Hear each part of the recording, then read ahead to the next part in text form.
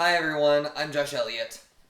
I'm back. So, I try to be open to all movie genres. I don't try and favor some over the other. I try to never go into movies predetermined about how I'm going to feel about them because of their genre.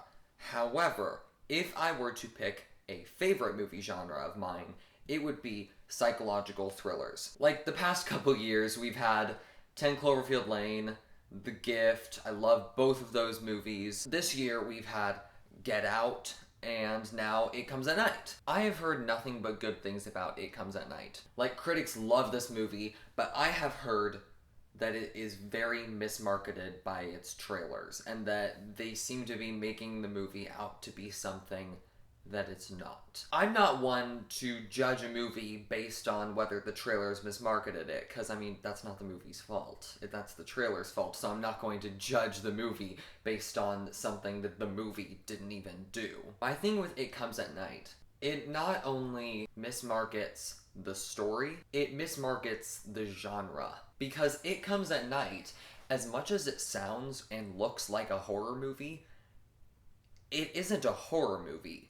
I went into this expecting that it was going to be a different type of horror movie, that it was going to be a lot slower and more nuanced than the trailers made it out to be. Then I went and saw the movie, and it is those things. It is a lot slower and more nuanced than the trailers made it out to be, but there's no horror. There's no horror elements to this story. The movie is called It Comes at Night, but nothing comes at night. Yeah, even if the trailers did mismarket the movie, it's still called It Comes at Night. It clearly wants to be considered scary based on that title. I have heard critics say the thing that comes at night is actually terror and paranoia. That's what the title is referencing, because the movie... Here, let me back it up. The movie is about a post-apocalyptic world. We don't know how many people have died, how many people are alive. They don't really go into details with how this has happened, but it's a post-apocalyptic world, and there's a family of three, a father, a mother, and a son, living in this really big house deep in the forest. Next thing you know, they get a stranger that comes to their house. He basically says that he's looking for shelter, food, and water because him and his family need it. And so this family of three takes them in, and they let them stay in their house and give them food and water, and it's basically like a mutual relationship between the two families, except certain things start happening over the course of the family's time there that cause trust issues. Basically, the whole movie is about trust and whether they can trust the people and how far they will go to protect themselves. That's where the psychological aspect comes in. And so people have said that the thing that does come at night is paranoia and terror, which does fit in with the style of the movie, but 60 to 70% of the scenes involving paranoia and terror happen during the day. So if you hadn't guessed by now, I didn't like this movie very much. And I think I'm one of the only critics that didn't like this movie. This movie has a very low audience score on Rotten Tomatoes and a very high critical score. It has 88%. So I'm siding more with the audience on this one in that maybe I just didn't get it. Basically, It Comes at Night is the type of story that favors subtext over story. I'm fine with subtext. I think subtext is one of the things that makes some of the best horror movies.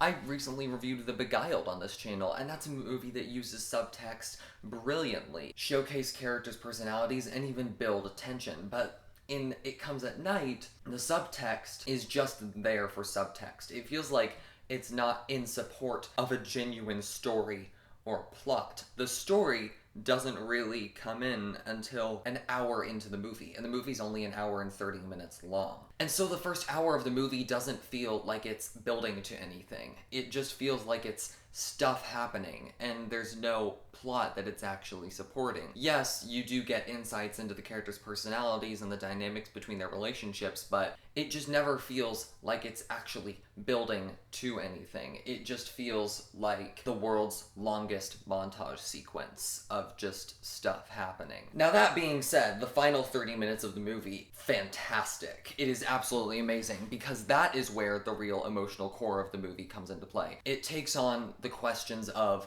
what humans will do to protect their families, what they will do to protect themselves, and what paranoia can lead people to do.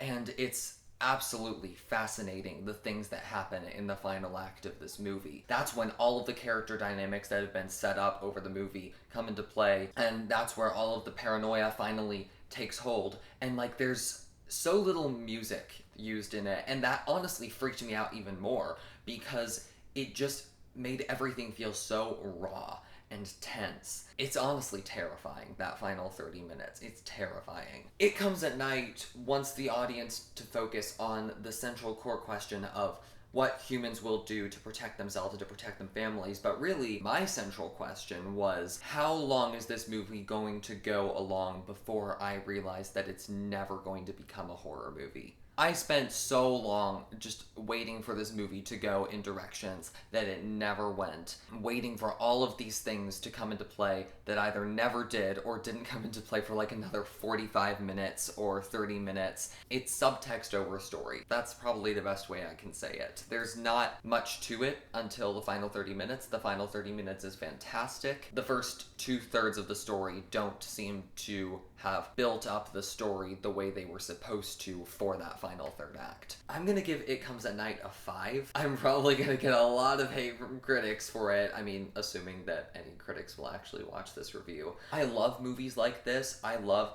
low-budget horror movies, all about psychological aspects that are thrillers, but It Comes at Night didn't interest me the way that I was hoping it would. So yeah, if you're gonna be ranking the best horror movies of the year so far, Get Out definitely has the lead. Tell me what you guys think of my review.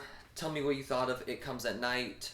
And be sure to check out more reviews. Be sure to like and subscribe to High School Film Nerds because that really helps us out. We have like 19 subscribers and most of them are our friends. And be sure to check out my review for Lost City of Z, which will be coming soon. So, see you guys.